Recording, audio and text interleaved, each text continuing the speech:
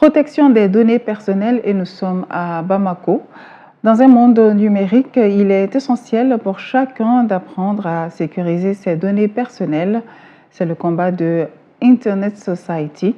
Durant un mois, le chapitre malien de Internet Society a formé des journalistes et blogueurs sur le cryptage.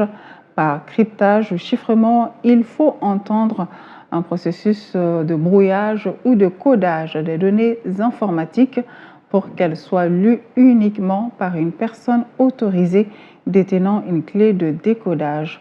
On en sait plus avec Makan Fofana. Lors de nos communications, les navigations sur Internet, les achats en ligne, les opérations bancaires ou tout autre travail avec un appareil électronique, les données doivent être protégées contre les surveillances et les hackers. Pour ce faire, le cryptage ou encore le chiffrement est un moyen sûr.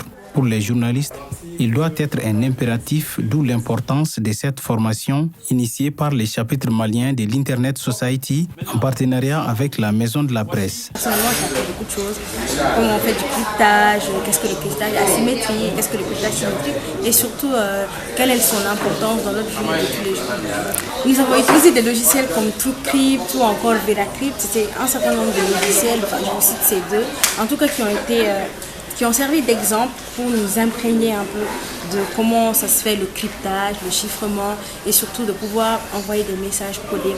Ça nous permet de s'envoyer des informations sécurisées et ce qui nous met à l'abri parce qu'on sait que dans un pays où les journalistes courent des risques, donc ça peut protéger les journalistes, ça peut les mettre en sécurité.